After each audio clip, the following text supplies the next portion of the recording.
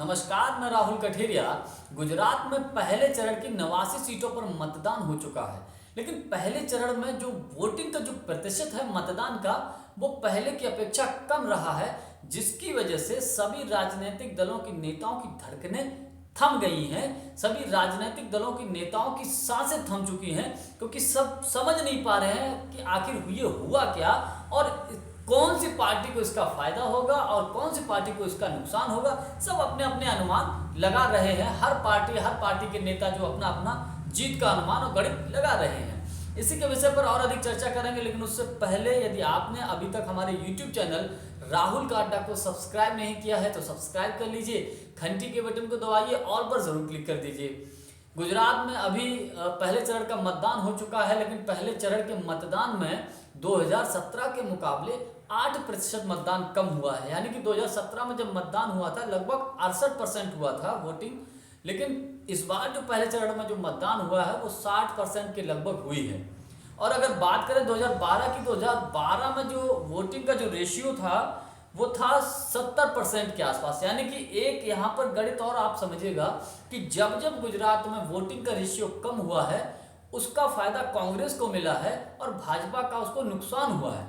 लेकिन यहाँ पर कांग्रेस को फायदा मिलने की संभावना हम जता सकते थे, लेकिन चूंकि आम आदमी पार्टी की गुजरात में एंट्री हो चुकी है तो राजनीतिक विश्लेषक ये भी मानते हैं कि हो सकता है कि इसका फायदा आम आदमी पार्टी को मिल जाए, क्योंकि कुछ जगहों से ऐसी खबर आ रही है कि आम आदमी पार्टी को कुछ जगहों पर भाजपा का भी नुकसान कर रही है और कांग्रेस पार्टी का भी नुकसान कर रही है। अब इसमें इन बातों में कितना दम है, इन बातों में कितनी सच्चाई है, इस बात की जानकारी तो हम 8 तारीख को ही क्लियर जान पाएंगे, क्योंकि हम ऐसी बातों पर विश्वास नहीं करते हैं। कोई कहे कि ये अनुमान हुआ है, कोई कहे कि इस पार्टी को इतनी सीटें मिलती हैं, तो मैं इन चीज़ों पर नहीं जाता हूँ। हम मुद्दों पर और टॉपिक पे बात करते हैं। अब हम इस चीज़ को ये समझेंगे कि आखिर जनता में जो वोटिंग का रेशियो है वो कम क्यों रहा, आखिर क्यों इतना बम्पर वोटिंग नहीं हुई है।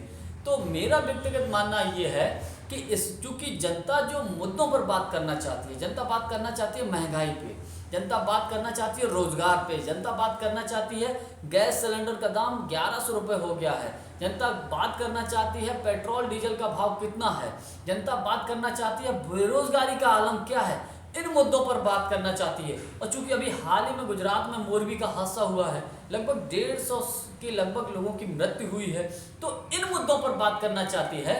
अब भारतीय जनता पार्टी क्या कर रही है, यहाँ पर मुद्दों से डाइवर्ट करने की कोशिश कर रही है। कैसे, आप ऐसे समझिएगा, अभी प्रधानमंत्री मोदी जी का 50 किलोमीटर का रोड शो हुआ था।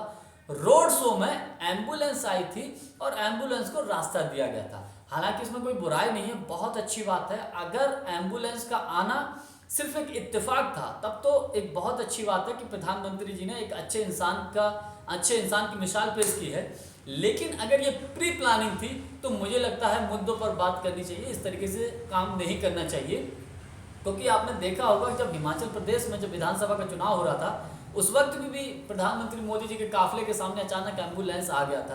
तो इसीलिए मैं कह रहा हूँ कि अगर ये इत्तेफाक था तो अच्छी बात है, और अगर ये प्री प्लानिंग था तो मुझे लगता है कि भारतीय जनता पार्टी को मुद्दों पर बात करनी चाहिए।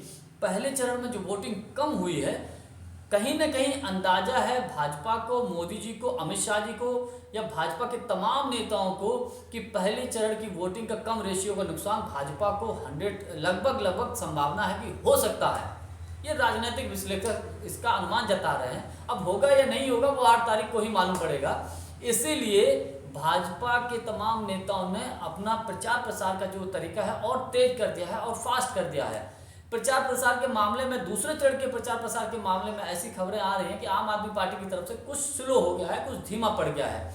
और विशेष बात कि इस बार भारतीय जनता पार्टी का जो कैडर वोट था, जो बम्पर वोटिंग कराता था, वो वोट भी इस बार कम पड़ा है और कम सपोर्ट कर रहा है। लोग जो भाजपा के एक दूसरी ब्रांच की तरीके से काम करते हैं, जैसे कि हिंदू युवा वाहिनी है, RSS है, या आपका और भी बजरंग दल है, और कुछ ऐसे संगठन हैं जो कहीं ना कहीं इंटरनल तौर पर भारतीय जनता पार्टी के लिए सपोर्ट करते हैं। तो लोग अब इन संगठनों की भी बात को नहीं मान रहे हैं। ऐसी खबरें निकलकर सामने आ रही हैं, लेकिन इस खबरों में कितनी सच्चाई है हम इसका दावा नहीं करते, ना ही हम इसकी पुष्टि करते हैं। लेकिन संभावना ये है कि शायद बीजेपी का इसमें नुकसान होने की संभावना है। लेकिन हम इसकी भी पुष्टि नहीं करते हैं, हम 8 तारीख के रिजल्ट का ही इंतज़ार करते हैं। जब 8 तारीख को गुजरात में जब रिजल्ट आएगा तब ये निकल कर सामने आएगा कि किस पार्टी को कितना बहुमत मिला, कितना वोटिंग हुई, कौन पार्टी जीती, कौन पार्टी हारी, ये 8 तारीख को ही मालूम चलेगा।